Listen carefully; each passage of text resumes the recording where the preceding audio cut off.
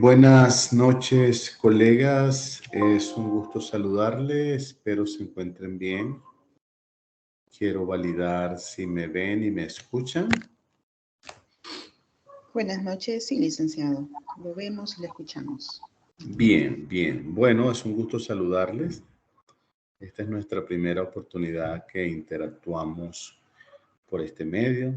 Ya ustedes saben, pues, que en el caso de ustedes, que su maestría es en modalidad 100% virtual, para los parciales 1 y 2 se da la opción de hacer una clase de repaso 1 o 2 días antes del examen. Entonces me gustaría, antes de empezar a hacer el repaso, comentarles un poco del examen. En el examen vamos a trabajar lo que vimos en la unidad, en la semana 1 y 2. Eso es lo que vamos a explorar. Ya el examen está alojado. Yo diría que es un examen corto. Tiene cinco preguntas, creo, si no mal no recuerdo. Las preguntas están enfocadas pues en que haya siempre el complemento de ejemplos, ¿no? No es solamente decir algo, sino cómo lo podemos ejemplificar, porque eso viene pues, a complementar el aprendizaje que ustedes requieren tener. Igualmente, pues habrán podido ver en la plataforma que ya, si no cerró, está por cerrar un foro de discusión general. Evidentemente había el tema ahí específico, pero la idea de ese segundo foro era que ustedes no solamente hicieran su aporte, ¿verdad?, sino que también pudieran responderle al menos a 3 compañeros. Por eso estaba la condición: primero respondo mi punto de vista y luego veo la opinión de los demás. Al ver la opinión de los demás, entonces yo selecciono a quien yo considere que quiero responderle. Y esa respuesta, decíamos pues que la idea no era que dijéramos estoy de acuerdo con tu planteamiento, sino que se generara un debate. Por ejemplo, estoy de acuerdo con tu planteamiento, sin embargo, yo agregaría tal cosa, o no estoy de acuerdo contigo, mi punto de vista es este, y así el otro le podía responder, porque realmente el foro es una herramienta muy valiosa. Lastimosamente no se usa adecuada. No se usa continuamente ni de forma adecuada, porque precisamente es un foro para discutir, ¿no? Preguntas y respuestas. Yo esperaría, bueno, recuerden que el examen, y esto lo quiero validar con ustedes, el examen normalmente se deja 24 horas, es decir, anteriormente veníamos haciéndolo, no sé si ustedes igual lo hacían con sus anteriores docentes, se alojaba a las 9 de la noche del día sábado hasta las 9 de la noche del día domingo. Yo normalmente lo dejo listo desde las 6 de la tarde. Es decir, que mañana sábado a las 6 de la tarde van a tener alojado el parcial hasta, en este caso lo dejaría hasta las 11:55 de la noche del día domingo. A mí me gusta siempre dar la opción porque la idea no es reprobar al estudiante, o sea, al menos yo no estoy acá para eso, para reprobar. Mi enfoque principal es pues darle información valiosa para que ustedes la conviertan en conocimiento. Pero si por alguna razón, por ejemplo, alguien no lo puede presentar por alguna razón técnica, se le dañó la computadora, tiene problemas de conectividad. Esa es una de las razones por la que habilitamos el chat grupal. Por ahí se pueden comunicar y me indican qué pudiese estar pasando, ¿verdad? Si por alguna razón yo viese o pudiese identificar que el examen no tiene las condiciones para colocarle una nota mínima aprobatoria, yo hablo con la persona. Si se le tiene que dar otra oportunidad, pues se le da. Pero la idea es que ustedes como profesionales, y sobre todo profesionales adultos, con experiencia, pues se enfoquen más en el aprendizaje que el propio veredicto de si aprobé o no aprobé. Por supuesto que todos queremos aprobar, ¿no? Y para mí es una satisfacción cuando veo una evaluación, sea de cualquier tipo, y tiene pues los méritos para colocar una nota aprobatoria. Pues eso significa que de alguna manera ustedes están haciendo lo que deben hacer. Y entre algunas de esas cosas está que para mí, ustedes están en esto como un proyecto de vida. O sea, ustedes no están aquí porque quieren verme la cara a mí o quieren escucharme. O sea, esto es un proyecto de vida. Y evidentemente hay un esfuerzo de por medio que tiene una planificación. Entonces, yo valoro mucho cuando alguien me dice, mira, tengo una situación y quiero presentarlo, o quiero entregar el trabajo, pero tengo tales situaciones. Entonces, en ese caso, yo soy muy abierto y muy empático en buscar soluciones. Bien.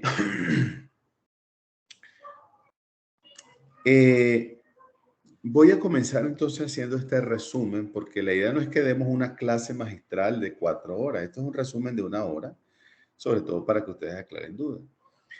La unidad de aprendizaje, porque esta materia tiene 2 unidades de aprendizaje. Ahí tienen. La unidad 1 se denomina metodologías para la gestión de las compensaciones. Y digamos, dentro de eso, además de la metodología para compensar equitativamente o de manera o con equidad a los colaboradores, hay que tomar en cuenta otros elementos que tienen que ver con información de tipo descriptores de puesto. Es decir, imaginen lo siguiente. Ustedes están en una organización y esa organización tiene una estructura de salario, bueno, o sea, le paga a las personas. Ahora, esa estructura no nace de la nada. Esa estructura nace porque existe una técnica que se llama benchmark. Benchmark, que significa, es un estudio comparativo. Y esa técnica benchmark busca evaluar lo que se llama la equidad externa. Pero para hablar de la equidad externa hay que hablar primero de la equidad interna. Entonces, ¿qué es la equidad interna? Es un proceso donde hacemos una comparación de la situación laboral y remunerativa de algunos trabajadores. Por ejemplo, tengo a 3 empleados que trabajan en el mismo departamento, cumplen las mismas funciones, pero la antigüedad no es la misma. Por ejemplo, una persona, vamos a poner ejemplo a ustedes, por ejemplo, Brenda tiene 1 año, Ingrid tiene 4 años y Yamile tiene 8 años. Pero supongamos, esto es un ejemplo, ¿verdad? Son secretarias. Entonces, la equidad traduce a justicia, justicia. Y la justicia es dar un trato profesional, equitativo e imparcial a los colaboradores. Entonces, lo más lógico pensar es que la persona que tiene 1 año de antigüedad gane menos que la persona que tiene 5 años. Y la que tiene 5 años gane menos de la que tiene 8 años. La pregunta es, ¿por qué? Bueno, hay una primera razón básica, pero puede cambiar. La primera razón básica es que la persona que tiene 8 años ha podido pasar por varios procesos de evaluación del desempeño anual. Y es posible que en ese proceso haya obtenido ajuste salarial. El que tiene 5 años tal vez ha pasado por algunos procesos, pero no tanto como el que tiene 8. Y el que tiene 1 año tal vez va a pasar a su primera evaluación. Por lo tanto, se dice equidad para evitar contradicciones de que una persona que tenga 1 año gane lo igual o más que el que tiene 8. Pero aquí hay otra paradoja que se presenta y es, supongamos que la persona que tiene 4 años, no el que tiene 1 año, o sea, 1 año, 4 años y 8 años. El que tiene 8 años comenzado desde hace cierto tiempo a mostrar rendimiento, productividad, adquisición de nuevas capacidades o competencias superior al que tiene 8 años. Entonces, las empresas, para evitar que una persona diga, tú no puedes ganar más que yo porque tienes menos antigüedad, ese no es un criterio, no debe ser un criterio, porque yo estaría cercenando al que quiere crecer, ¿verdad? Entonces las empresas recurren a las estructuras salariales. Y una estructura salarial, como la palabra lo dice, ¿verdad? Es un proceso donde organizamos por escalas las compensaciones. Entonces yo, por ejemplo, digo, vamos a cambiar el nombre de secretaria para el área de contabilidad. Tengo contadores junior, tengo contadores semi-senior y tengo contadores senior. Entonces yo digo, bueno, en mi escala en este departamento hay 3 contadores junior, pero hay uno que tiene 1 año, hay uno que tiene 4 años, o 2 años, por ejemplo, y hay uno que tiene 3 años. Entonces aquí aplica lo mismo. Es posible que el que tenga 3 años ha hecho 2 evaluaciones del desempeño y haya adquirido un aumento, un ajuste salarial. Entonces pareciera que el que tiene 3 años de analista junior es el inmediato candidato a pasar al siguiente nivel, que sería analista semi-senior.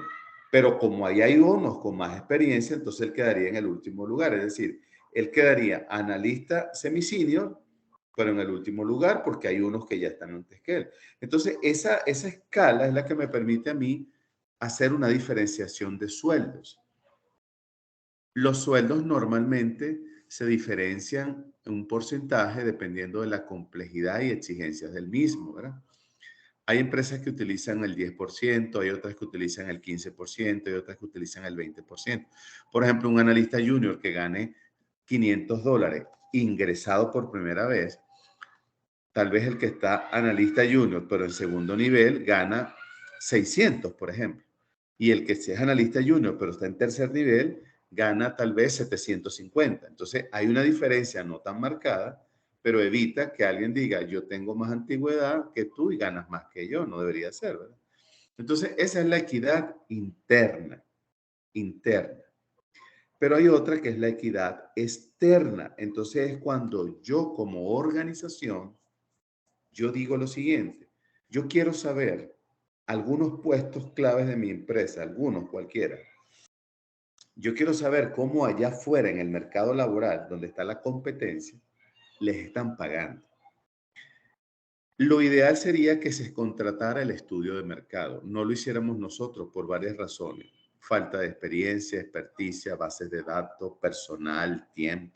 Entonces contratamos una empresa de estudio de mercado y le decimos, yo tengo este cargo, estos 3 cargos, estos 10 cargos, los cargos que yo quiero conocer.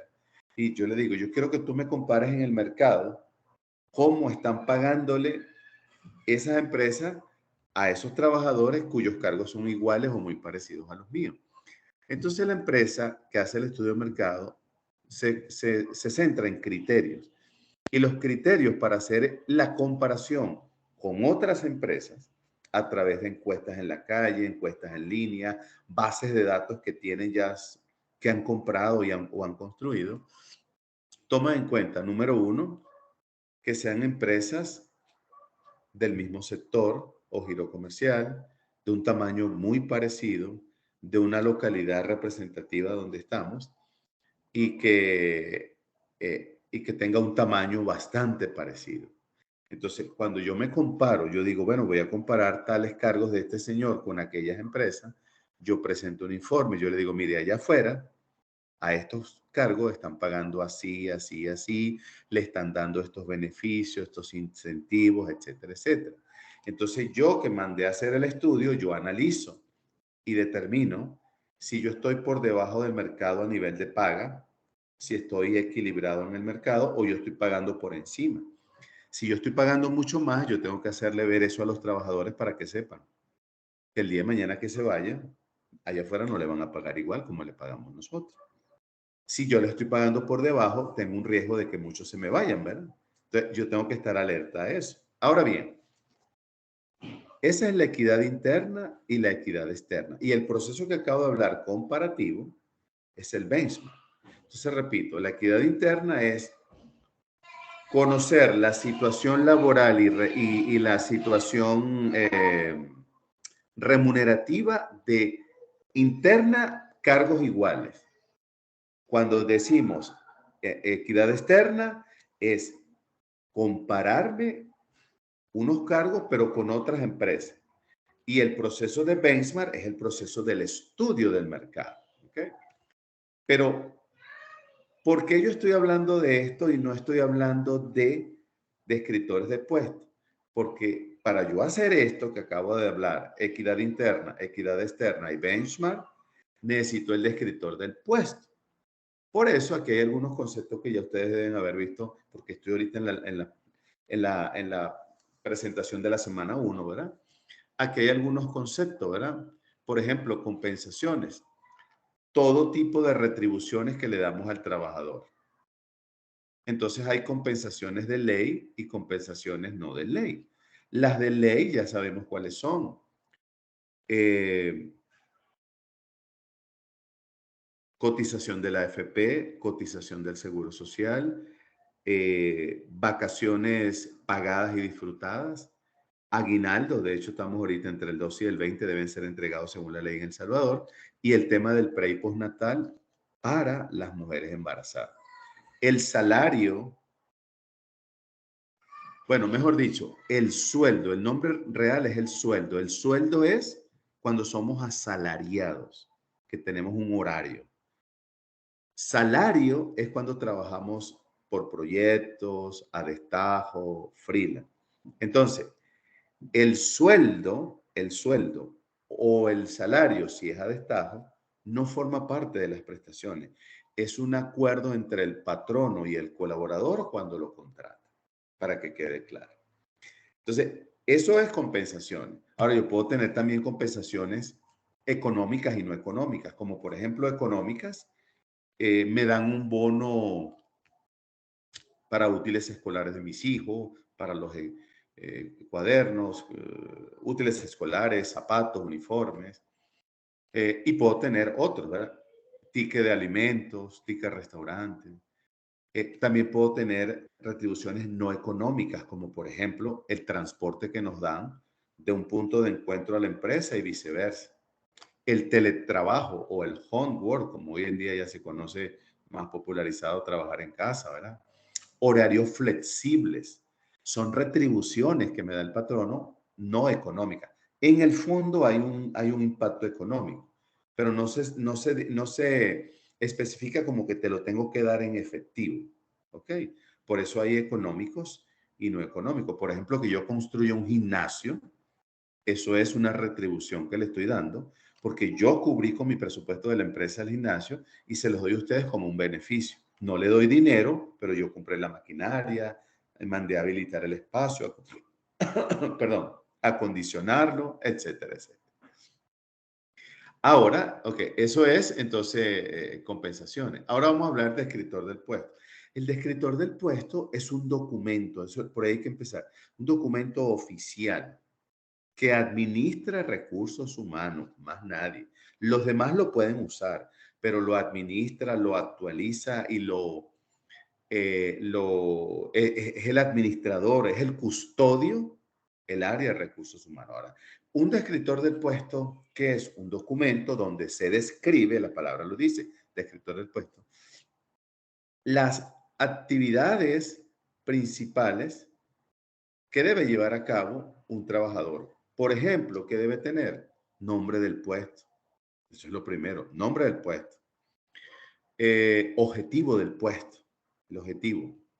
Funciones principales que debe realizar el ocupante. Acuérdense, describimos el puesto, no a la persona. Hoy puede estar Pedro y mañana puede estar María. Entonces yo describo el puesto, es decir, se lee así, este puesto exige que el ocupante tal cumpla esto, esto y esto.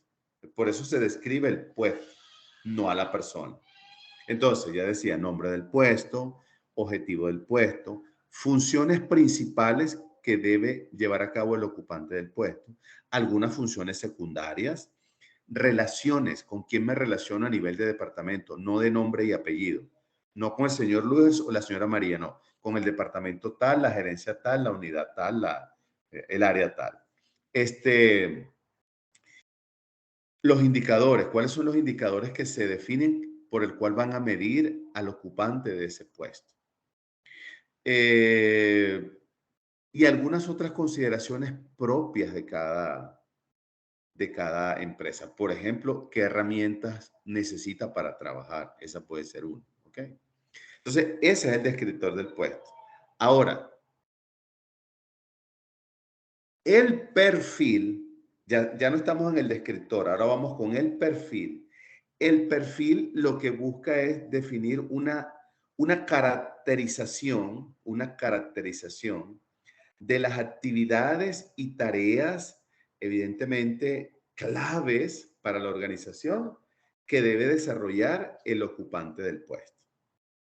Voy a poner un ejemplo para que vean la diferencia entre el descriptor y el perfil. Entonces, el descriptor por lo menos dice, se solicita licenciado en administración. Entonces, funciones principales. Velar por el buen desenvolvimiento de los procesos administrativos. Ese es el descriptor. Ahora vámonos al perfil. Características, tareas y responsabilidades del administrador. Entonces, ejecutar el proceso referido a las cajas chicas que hay en la organización, desde la entrega del proceso hasta el cierre. Se hace diariamente y debe encajar con los procesos operativos, es decir, el cuadro. Vean que es distinto, porque en el descriptor del puesto le digo, usted va a velar por la parte administrativa, pero en el perfil le digo, usted tiene que saber cómo hacer el control de la caja chica y otros procesos. Lo que sucede, señores, es que hoy en día algunas organizaciones sustituyen el perfil del puesto por algo que se llama el manual de funciones. Entonces, en el manual de funciones está inmerso el perfil del puesto porque dice qué hacer, cómo hacerlo, dónde hacerlo, cuándo hacerlo, por qué hacerlo. Entonces, pero es un trabajo que o sea, no le damos, es decir, no lo minimizamos, le damos la importancia, pero tener un perfil y un manual de funciones, ahí sí hay redundancia. Entonces, pero eso depende de las empresas. No es una ley que diga que tiene que ser así. Lo que importa es que tengamos claro el descriptor del puesto, las funciones generales, a nivel general, actividades principales, secundarias, relación. Y el perfil ya algo más detallado, ¿verdad? Hay empresas que no tienen ni perfil ni manual de funciones, sino que se quedan con el descriptor. Y dentro del descriptor cometen el error de describir algunas actividades detalladas y otras no. Entonces uno dice, ¿esto será un descriptor? ¿Será un perfil? ¿Será algo mixto? Pero no está completo. Entonces, yo les recomendaría a ustedes, si en algún momento lo van a hacer, tengan su descriptor del puesto por ahí tranquilo y hagan aparte o el perfil o el manual de funciones. Eso del manual de funciones lo vamos a ver luego con unos ejemplos. Entonces, fíjense que ya tenemos entonces tres elementos. Hablamos de equidad interna, hablamos de equidad externa, hablamos de eh, benchmark, ¿verdad? El proceso comparativo, que es eso se llama también valuar un puesto. Valuar un puesto es darle un valor económico, sea el cargo que sea, gerencial, administrativo, operativo. Pero valuarlo se enfoca en la equidad interna, que yo digo, tengo varios y cómo les voy a pagar esos varios, porque no es justo pagarles a todos. Por ejemplo, que yo tenga 10 secretarias y a las 10 les pague igual, porque eso sería igualdad, no sería equidad. La igualdad es tratarlos a todos por igual, dejando a un lado los méritos. La equidad es justicia. Si yo tengo una secretaria que se destaca, que está formándose, que es colaboradora, que está automotivada, que colabora con otros, y hay otras que tienen todos los años y no hacen nada. Yo a esta la tengo que recompensar. Entonces, eso se llama, ¿verdad? Equidad. Es decir, eres bueno, eres buena, te compenso. Eres malo, decido qué hacer contigo. ¿Okay? Lastimosamente, no todos los responsables de recursos humanos manejan esto o no les permiten los dueños de las empresas manejarlo. Pero es algo donde la justicia se hace presente y uno es imparcial, uno es ético, uno es profesional, responsable y le da a cada quien lo justo, pero no los trato igual. Es decir, los trato igual con respeto desde el punto de vista de las relaciones interpersonales, ¿verdad? Pero en cuanto a la parte salarial, que es un tema muy delicado, porque es plata y todos peleamos por la plata o muchos. Entonces, tengo que tomar en cuenta eso, la equidad, que no es igual a igualdad. ¿Ok? Bien. Bueno, aquí está el tema que les había hablado un poco, porque ahorita estamos a nivel de teoría, ¿verdad? Las estructuras de compensación también algunas veces se convierten en unos dolores de cabeza. ¿Por qué? Porque hay una falla en el descriptor. Se lo voy a poner desde este punto de vista, mire.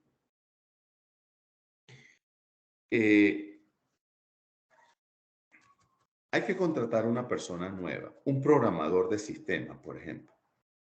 Entonces, si yo no tengo el descriptor del puesto y actualizado y bien elaborado, voy a empezar a fallar porque ¿qué herramienta utilizo yo para ir al mercado laboral a colocar una vacante, o sea, publicarla? Supongamos que usamos un medio como la prensa escrita.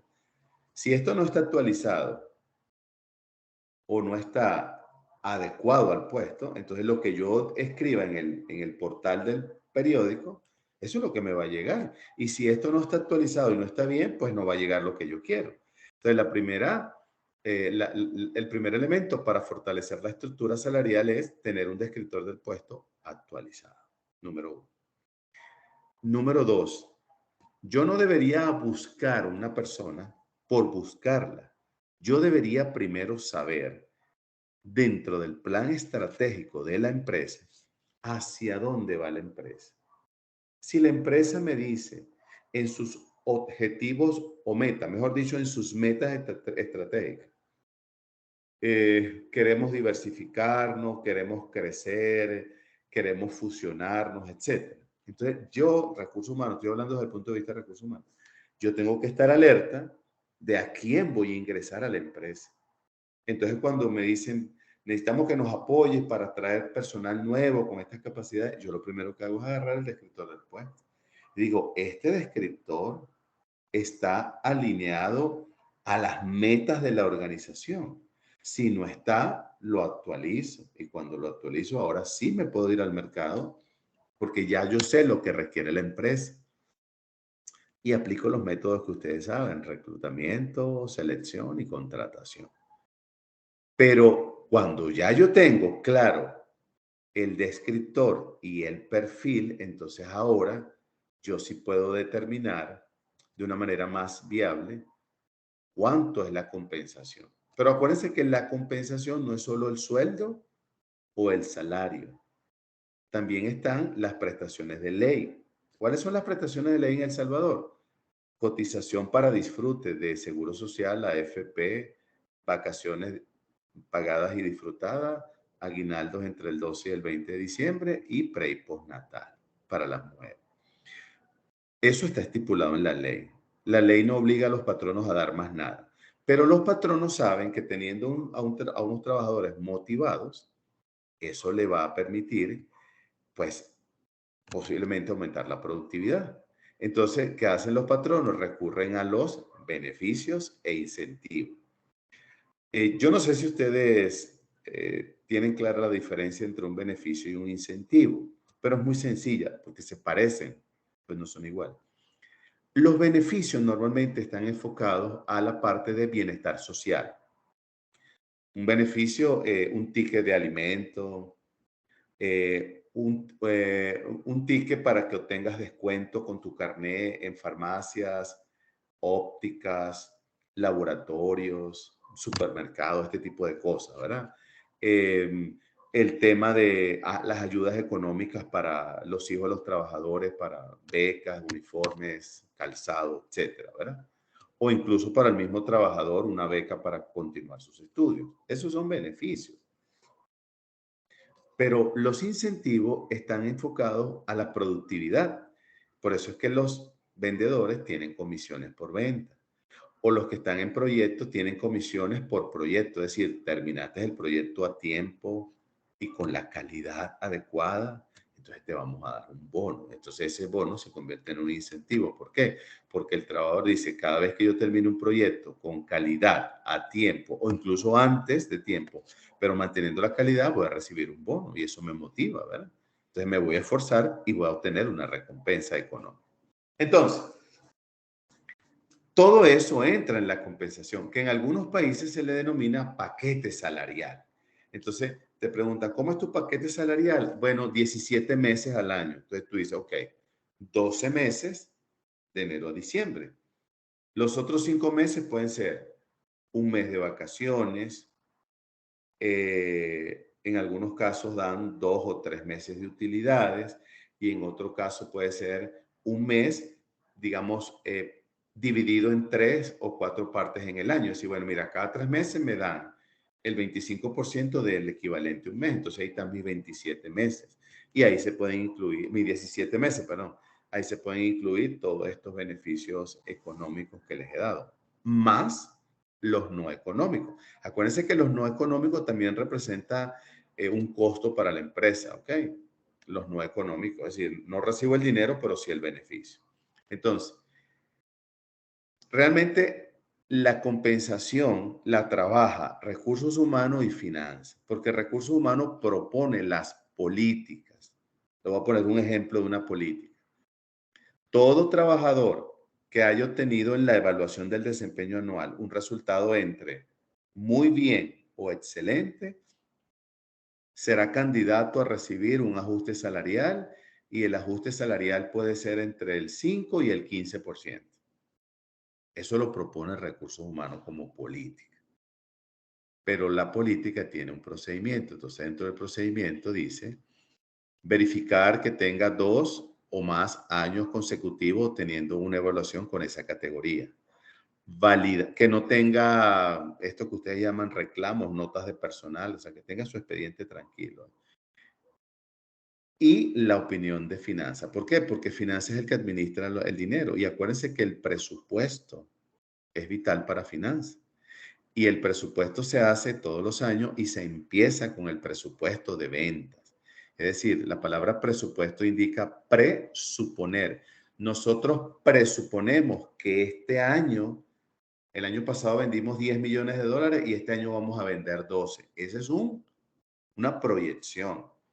Entonces, finanzas dice, con esos 12 millones vamos a pagar gastos fijos, gastos variables, salarios, pasivos laborales y vamos a invertir una parte. Y entonces, en otra cosa. Pero también están entonces los beneficios. Y los beneficios, bueno, tenemos un presupuesto de tanto para aumento salarial. Entonces llega Recursos Humanos y dice, mira, finanzas, tengo 2 personas que están en esta condición. Entonces Recursos Humanos dice, como la política dice entre 5 y 15, entonces se le puede dar, no se le puede dar 10, sino que se le va a dar 8. ¿Por qué? Porque hay muchas personas que salieron muy bien o excelente y a ellos también hay que incluirlo en la política.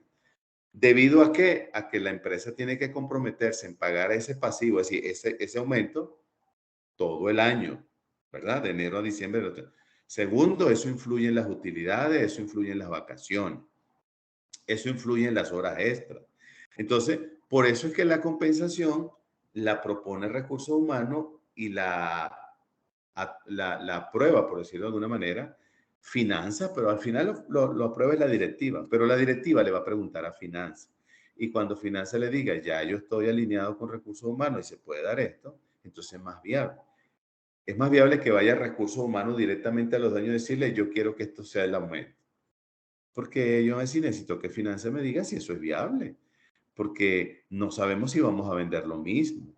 Entonces, finanzas se supone que como experta esa área, maneja escenarios internos, escenarios externos, riesgo, competencia, nivel de productividad, Producto Interno Bruto, nivel de remesa, todo eso lo toman en cuenta. ¿Por qué? Porque imagínense que nosotros estamos en una empresa de que es espectáculo público, espectáculo. Tenemos que saber que la gente primero come, dinero para comida, dinero para medicina y dinero para servicios, electricidad, gas, agua, transporte. Entonces, nosotros tenemos que conocer nuestro negocio para poder decir quiénes son nuestros compradores, nuestro target que compra. Y a pesar de que esto que estoy diciendo suena a mercadeo, pero recursos humanos tiene que estar claro en qué negocio está. Porque he visto muchos profesionales de recursos humanos que piden como un cieguito aumentos, pero no tienen una mínima idea de cómo son las finanzas. Entonces, a estas alturas, ustedes como expertos en recursos humanos, como líderes, tienen que saber que hay un área que se llama finanzas y que esa área tiene los datos clave y que me voy a reunir con esos representantes para ver cuán viable es lo que yo estoy proponiendo como política. ¿Ok? Bien, ¿qué otra cosa por acá es interesante que sepamos? Bueno, mire, los descriptores del puesto, ya lo había dicho, debe tener un nombre del puesto, un departamento o área a la cual pertenece, debe estar en un organigrama. ¿Por qué debe estar en un organigrama? Porque eso demuestra que está aprobado. Cuando un gerente le dice a recursos humanos, necesito que me contrates a un contador, a un programador, lo primero que hace recursos humanos es ver si ese cargo existe. ¿Y a dónde va? Va al organigrama y va al descriptor del puesto. Porque si no existe, le va a decir al que se lo solicitó, mire, eso no se puede buscar. Pero ¿por qué no lo necesito? Es que no es que lo necesite, es que esté aprobado. Es decir, esto que tú estás buscando no es un reemplazo, ¿verdad? Es una incorporación nueva. Entonces, las incorporaciones nuevas la aprueba la directiva, no la aprueba recursos humanos. Entonces, yo me tengo que sentar con usted para que usted justifique ante mí que requiere otro programador y esto yo lo llevo a finanza y finanza lo lleva a la directiva y la directiva dicen aprobado o no aprobado. Por eso recursos humanos no aprueba gente nueva, es el líder que gestiona todo esto. Entonces, por eso debe estar en un organigrama. Y cuando se habla de comprendiendo la posición es realmente tener una valoración. ¿Qué hace el ocupante de este puesto? O sea, algo así como que ¿por qué existe este puesto? ¿Qué hace un contador? Bueno, un contador aplicando las políticas y las normas internacionales de información financiera o las normas internacionales de auditoría y contabilidad, gestiona los procesos claves contables de la organización que son un alimento para las finanzas de la empresa. Entonces, ok, y ahora sí sé qué hace el contador en esta empresa. Pero es una forma como de escribir qué hace, ¿verdad? Los roles y las responsabilidades, evidentemente, ya les di el ejemplo cuando les decía descriptor y perfil. Descriptor, decíamos, administrador, encargado de gestionar los procesos administrativos. En perfil, bueno, uno de los procesos administrativos es mantener una gestión adecuada y transparente de acuerdo a las políticas del manejo de la caja chica. Ahí hay una explicación mucho más detallada, ¿verdad? Sobre las responsabilidades que tiene. Bueno, esto es la forma de cómo construir el verbo usando los verbos, cómo construir objetivos y ahí se los dejo, ya lo deben haber visto, eso no tiene mucha cosa. Cuando se habla de misión, se habla del objetivo del puesto. A mí me gusta mejor llamarlo objetivo, pero el que lo quiera llamar misión, también lo llama misión. Esa misión debe ser lo suficientemente clara. Algo así como qué hace, eh, para qué lo hace. O sea, eres un contador, entonces, ¿qué haces y para qué haces esto? Yo tengo que alimentar un proceso financiero, ¿ok? Bueno, y este es otro ejemplo, se lo voy a leer, por ejemplo. Dirigir y administrar la función de recursos humanos de la organización con base a las estrategias y políticas alineadas con la misión y visión de la organización, a fin de proporcionar el clima y la cultura laboral que promueven el alto desempeño, así como la atracción, retención y desarrollo del personal. Entonces, esto es un ejemplo, ¿verdad? pudiese ser de un gerente de recursos humanos, ¿verdad? Pero está en el perfil, perdón, está en el descriptor. Acuérdense que en el perfil va más detallado, ¿ok? Bueno, no sé si tienen alguna pregunta, duda, comentario.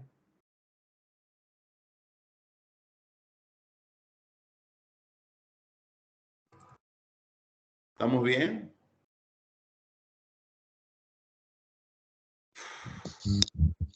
Buenas noches, licenciado. Licenciada, ¿me escucha? Ahora sí te escucho mejor porque al principio no te escuché bien. Adelante. Ah, gracias, buenas noches. Bueno, Licenciado, yo solamente tengo una duda, una consulta. Con relación a todo este proceso que las empresas pues hacen su valoración de los salarios, de cuánto ganan las personas, de acuerdo al tipo de servicio, lo hace de forma externa haciendo la comparación de unas con otras. Mi consulta es con relación a las instituciones de gobierno. ¿Cómo en el gobierno de las instituciones, yo pues trabajé por muchos años para una institución del Estado, cómo ellos hacen esa valoración? sí, es interesante, Esther, por lo siguiente. Porque, bueno, primero hay una gran diferencia entre un organismo del Estado, un organismo, una institución gubernamental y una empresa privada, ¿verdad? Eso por un lado. En segundo lugar, recordemos que la empresa privada gestiona sus recursos financieros propios, llámese inversión.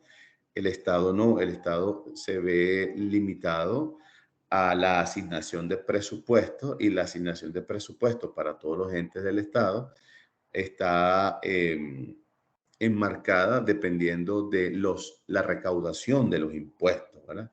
Porque esa es la gran fuente de ingreso de las entes del Estado, el impuesto.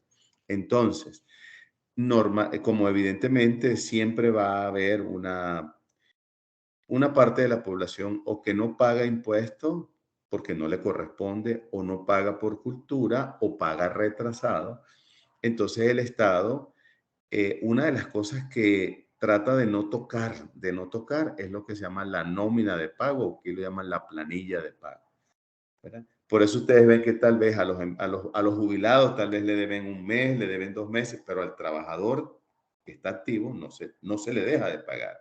Eso por un lado. Por otro lado, ellos no tienen maniobrabilidad de dinero. Es decir, mira, ni siquiera el director del ministerio tal te puede decir, Esther, yo te apruebo el aumento porque eres una excelente trabajadora. Él lo puede hacer, él aprueba el aumento, pero él entra en un proceso y él no es el que dice, sí, le vamos a aumentar el 20% y va a ser efectivo a partir del 1 de enero. No, eso va, digamos, a otras instancias. Por eso es que un aumento o incluso un nombramiento puede durar años, porque el problema principal es el flujo de efectivo, porque dependemos en este caso de los impuestos nacionales. Eso por allí, ¿verdad? Entonces, yo creo que ya mucha gente de la administración pública se ha acostumbrado eh, que un aumento o una promoción no es tan sencillo comparado con la empresa privada, ¿verdad? Y la falencia principal es esa, que no hay maniobrabilidad financiera o presupuestaria de los entes gubernamentales para decir, sí, porque resulta lo siguiente, que no sé, soy honesto, no sé cómo es en detalle en El Salvador, pero en otros países donde he trabajado esa parte, eh, digamos, presupuesto de aumento no hay, solo que en el camino se ve cómo van los ingresos por impuestos. Entonces, se puede autorizar un ajuste salarial o una promoción, porque la promoción debería venir acompañada de un ajuste, ¿verdad? Por el mismo problema de la incertidumbre de ingresos que puede tener. Fíjense, si una empresa privada tiene incertidumbre de cuánto va a vender este año y pudiesen tener otros recursos, por lo menos endeudarse con el banco, pedir un pagaré, pedir un préstamo a largo plazo. El Estado no es tan sencillo, ¿verdad? Porque depende de los montos, tiene que ir al Congreso, a la Asamblea, etc. Entonces, por eso es que se ve complicado en un ente gubernamental un proceso rápido, por decirlo de alguna manera, porque la tranca es, el escollo es el pasivo laboral, o sea, porque no es que todo el aumento, es que yo te puedo pagar esto durante todo el año, porque imagínense que yo el aumento, entonces le digo, le pago en enero, febrero, marzo, abril, mayo, junio, julio, y en agosto no les pago porque ya no tengo.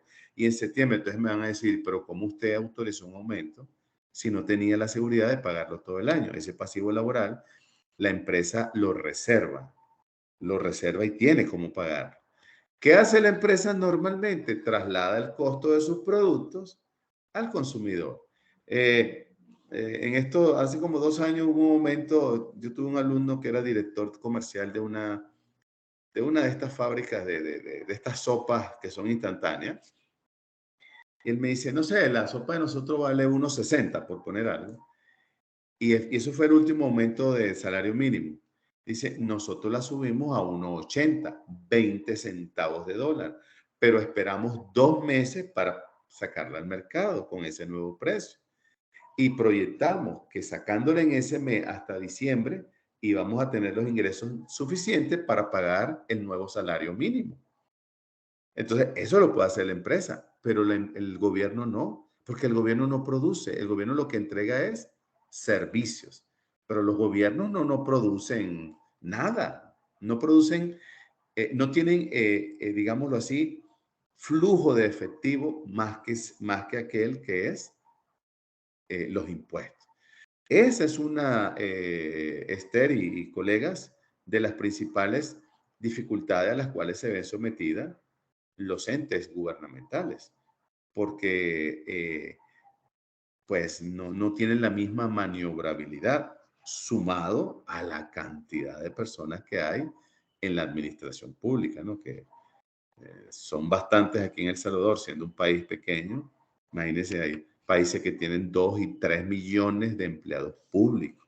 De pagar nada más 15 y 30, eso, lo demás, ¿cómo se consigue? Entonces, por eso es que los pensionados no se les paga a tiempo, la dotación de insumos para los hospitales no se hace completa o no se puede hacer como se quiere, están deteriorados porque no hay presupuesto para el mantenimiento, porque todo eso viene de los impuestos que pagamos los ciudadanos. ¿Ok?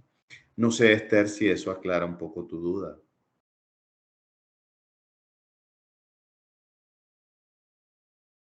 Sí, muchas gracias, licenciado. Gracias. Bien, excelente. Bueno, entonces vamos a la parte final que yo tenía aquí, hablarles un poco. Pues ya yo lo adelanté, lo que pasa es que en la anterior presentación era concepto, pero yo me avancé. Pero bueno, vamos a repasar un poco el tema de el puesto de trabajo, ¿verdad? Debe tener una identificación, debe tener un objetivo, como lo decimos. Una identificación es un nombre, un objetivo, ¿verdad? Una misión, también lo podemos llamar. Debe estar en un lugar en el organigrama, porque eso significa que está aprobado ese, ese puesto, ¿verdad? Debe tener una finalidad, ¿verdad? O sea, ¿qué se busca? ¿Para qué sirve? ¿Cuál es la utilidad? Algunas actividades principales o periódicas, algunas actividades secundarias. Las relaciones son importantes, pero relaciones a nivel departamental, no de personas, porque hoy puede estar una persona y mañana puede estar otra, ¿verdad? Entonces decimos, este puesto guarda relación con el departamento tal, tal y tal, ¿ok? Igualmente, el nivel de toma de decisiones, porque hay puestos que tienen toma de decisiones claves, hay otros que tienen toma de decisiones dependientes y hay otros que tienen toma de decisiones muy básicas. Indicadores claves de desempeño, eso es o sea, los indicadores que definen qué se le va a medir, puesto que es lo que queremos que alcance. Entonces, cuando yo sé qué es lo que yo quiero alcanzar con el ocupante de este puesto, ahí sí puedo definir el indicador o los indicadores. Cuando se habla de promoción interna, no es promocionar, es saber cuál es, de alguna manera, el puesto anterior o inferior a este con su respectivo ocupante que puede optar. Ejemplo, antes se usaba mucho, ya no, el cargo subgerente. Entonces, y aquí estaba el gerente, pero más arriba del gerente estaba el director, más arriba del director estaba el vicepresidente y más arriba del vicepresidente, el presidente. Entonces, el gerente decía, el que me puede sustituir a mí es el subgerente y al que yo puedo sustituir es al director, y decía el director, yo puedo ser vicepresidente, y decía el vicepresidente, yo puedo ser presidente. Ahora, eso es cuando esas estructuras son así bien piramidales, se hacen complejas, ¿no? Pero este es un dato muy interesante porque esto sirve, a la larga sirve para los planes de carrera y los planes de sucesión. La promoción, porque tú sabes, el puesto anterior inmediato, digamos, elegible, y en qué condiciones debería estar, es decir, qué debería dominar esa persona para optar a esto. Una de las principales fallas en la actualidad y de hace mucho tiempo, cuando se hace una promoción, es que normalmente promocionamos a las personas por el desempeño. Supongamos, vamos a suponer no sé, a María José. María José es, no sé, vendedor senior o ejecutiva de ventas senior. Tiene mucha experiencia. Entonces, María José tiene 3 años saliendo excelente en la evaluación del desempeño porque revisamos el descriptor del puesto para ver su desempeño que se le ha asignado, ¿verdad? O sea, le asignamos tareas acorde a su perfil. Entonces, María José tiene 3 años saliendo excelente, pero el cargo superior a María José, que es digamos, vendedor senior o ejecutivo de ventas senior, podría ser jefe de ventas. Entonces, ¿qué es lo que hacen muchos? María José viene 3 años saliendo muy bien y decimos, María José puede ser jefe de ventas. Y la promovemos, pero nunca nos damos cuenta que ella salió muy bien evaluada en el puesto actual, no en el puesto donde la vamos a mandar. Entonces, no evaluamos el puesto para ver cuál es la compatibilidad que ella tiene con el puesto. Por ejemplo, como vendedor o ejecutivo de ventas senior, María José no dirige personas. Y en el puesto de supervisor, jefe de ventas, sí va a manejar 10 personas. María José, como ejecutivo de ventas senior, no tiene responsabilidad presupuestaria. Ahora, como jefe de unidad, jefe de ventas, sí va a tener que preparar, elaborar y gestionar o ejecutar un presupuesto de venta. Y resulta que el jefe perdón, de mercadeo o de ventas, una vez a la semana tiene una reunión virtual con la casa matriz que está en los Estados Unidos y la reunión es en el idioma inglés. Y María José no habla inglés, por ejemplo. Entonces, ¿qué hacemos? Mandamos a María José para allá y la quemamos. Quemamos en el buen sentido, quiere decir que valoramos solo lo que hacía aquí, pero nunca dijimos y cómo son sus competencias para el nuevo puesto. Entonces, cuando ustedes quieran promover a alguien, no solamente vean que ahorita está muy bien en desempeño, sino a dónde la voy a mandar y cuáles son las brechas, o sea, cuál es la distancia entre este es el puesto donde la vamos a mandar y este es el puesto actual. Lo que está en el medio se llama la brecha, para poder decir, no podemos mandar todavía a María José hasta que no la capacitemos o no la formemos o no la preparemos, ¿verdad? A eso es que se refiere el tema de la promoción. Cuando hablamos de recursos necesarios, lo que requiere infraestructura, herramientas, tecnología, procesos, presupuesto, personal, talento humano para desarrollar sus actividades, ¿verdad? Y cuando se habla de la aprobación de la descripción, lo que se busca es que ese documento esté actualizado y alguien lo firme como que ha sido revisado y que está, digamos, oficializado en la organización. Por eso es la importancia de los descriptores del puesto. Hay empresas que no, o que las áreas de recursos humanos no le dan la importancia. Y cuando uno viene a ver es que hay 1 o 2 personas en el departamento y se les va todo el tiempo es reclutando y evidentemente gestionar el Departamento de Recursos Humanos como un modelo estratégico no les da chance. En algunos casos no tienen los conocimientos, o en algunos casos no tienen el tiempo. Entonces, Recursos Humanos se convierte en un solo tomador de pedidos. Para finalizar, le quiero dar un breve enfoque de lo que debe ser hoy en día un área de recursos humanos. Primero, recursos humanos debe ser un socio estratégico de la organización. ¿Qué significa eso? Que no es un tomador de pedido, es un asesor. Recursos humanos no se le considera área de línea, sino staff. Toda la gerencia se le llama gerencia de línea, a excepción de recursos humanos que se le llama gerencia staff. ¿Por qué? Porque recursos humanos es un gran asesor. Donde hay una persona en la empresa, ahí llega recursos humanos.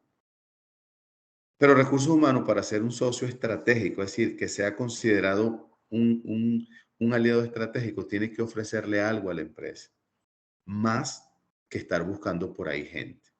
Eso es un trabajo operativo y no estamos diciendo que no lo vamos a hacer o que no sirva, solo que es un trabajo operativo. ¿Cuándo se convierte en estratégico?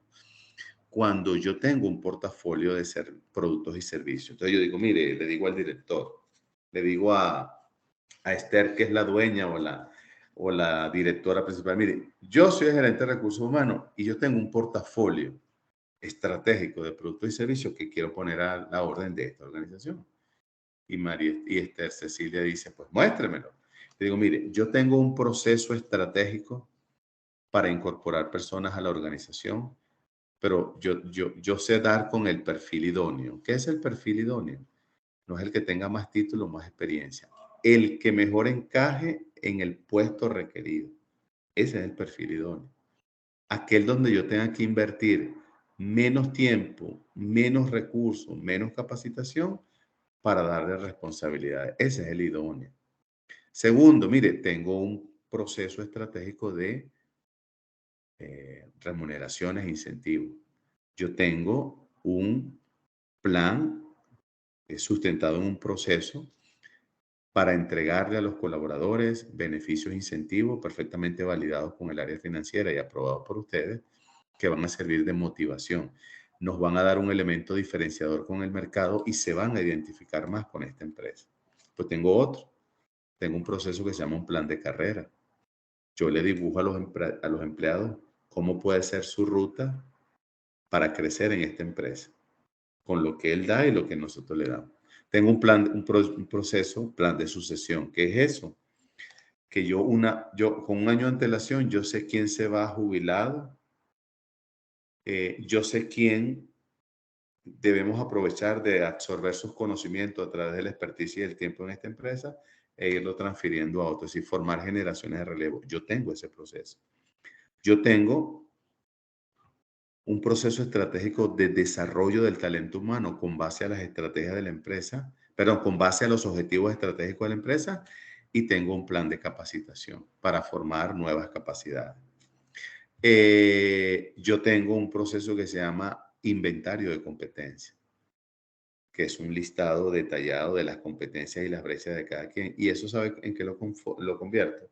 Lo convierto en un mapa de competencias. Yo agarro el organigrama y yo se lo voy a entregar a usted de colores. ¿Qué significa eso? Donde usted vea cuadritos, que son áreas, departamentos, gerencias, direcciones, en color verde o azul, eso significa que ahí hay muchas competencias en los trabajadores. Cuando usted vea cuadritos con color anaranjado o amarillo, es que hay algunas brechas. Y cuando usted vea cuadritos en rojo, es que ahí hay muchas brechas. Entonces usted va a poder decidir cuán competitivo es su empresa en función de las competencias y brechas que tiene la organización. Y usted ahí va a tomar decisiones. Como usted me diga, quiero comprar una empresa y fusionarla, y yo le diga, pero aquí no hay competencia para atender eso. Entonces, más bien puede ser un negocio errado. Entonces, el mapa de competencia le dice eso. El plan de desarrollo y capacitación resuelve las brechas.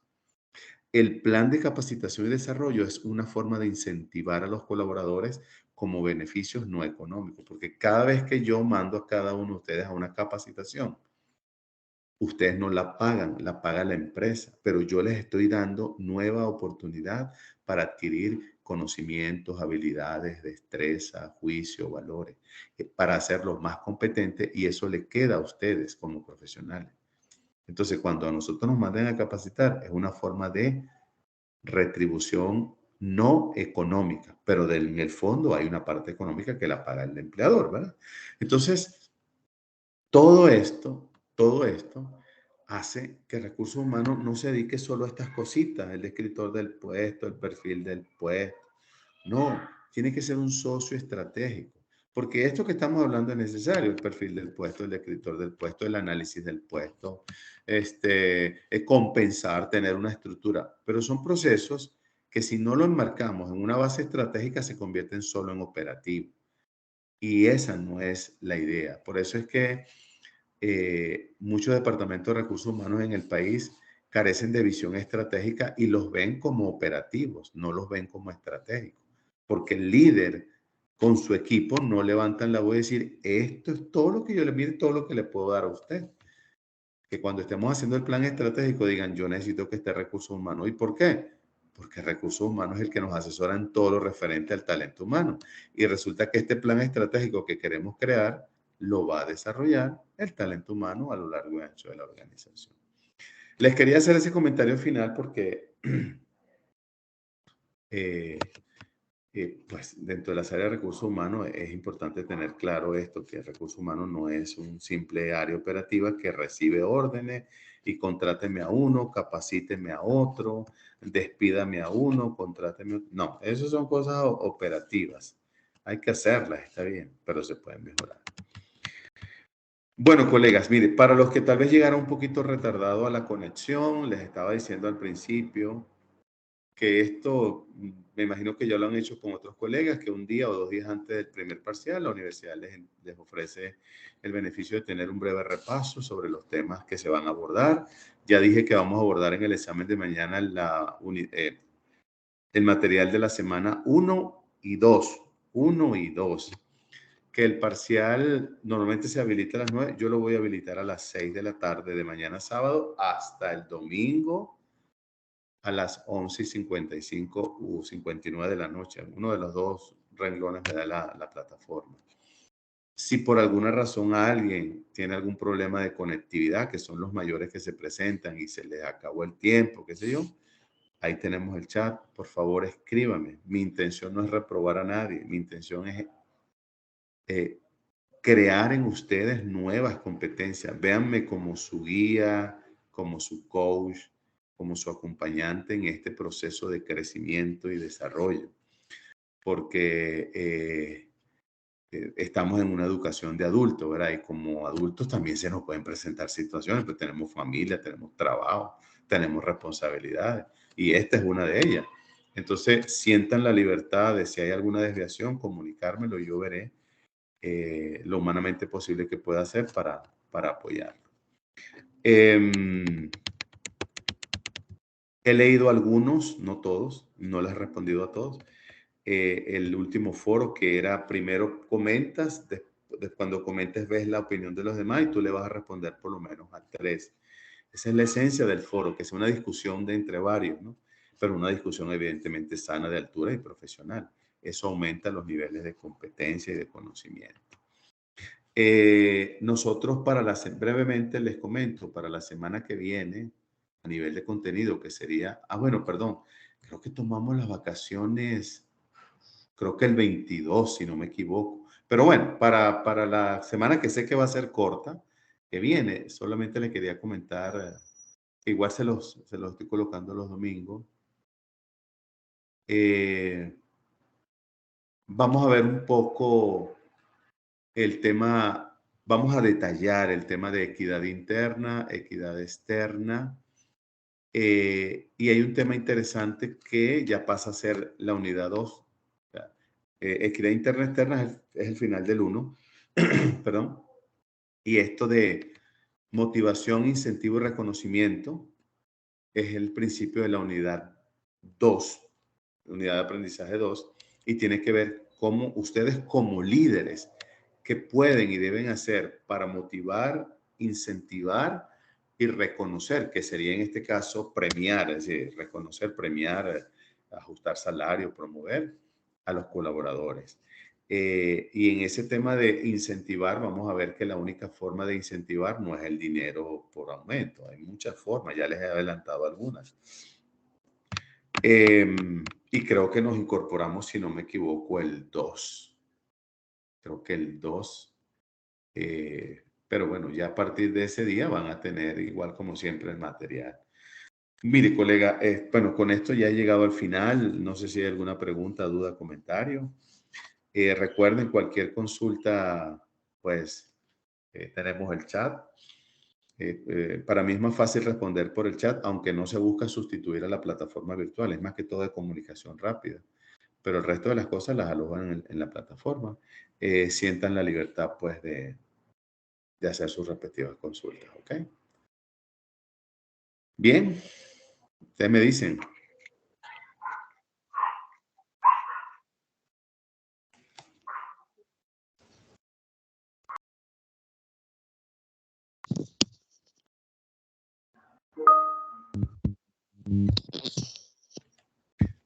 Marta, leí tu comentario, está bien.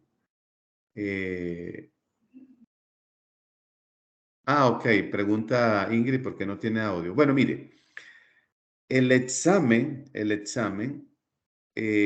yo le coloqué 3 horas, o sea, 180 minutos, son 5 preguntas. Y le coloqué 3 intentos, es decir, ustedes saben que hay estudiantes que primero leen las preguntas y aunque no lo envíen, el sistema le toma como que un primer intento. Entonces le quedan 2. Mis preguntas son bien de razonamiento y que vayan acompañadas de un ejemplo. Mis exámenes siempre son de caso. En este momento, para esta oportunidad, no coloqué caso. Pregunté cosas precisas y digo, acompáñalo de un ejemplo. Entonces usted dice, bueno, para mí, no sé, un descriptor del puesto es tal cosa y aquí va mi ejemplo. Ahí les pido, no se limiten. Extiéndanse todo lo que quieran. No porque el que escriba más tiene más nota, sino que cuando uno escribe es porque está procesando ideas de todo lo que captó. Entonces al escribirlo uno lo le dice, oye, ¿tengo la idea más clara o voy a cambiar esta idea por otra? Pero van a ser 3 horas. De hecho, déjeme, yo estoy conectado aquí a la plataforma. Aquí los tengo, mire.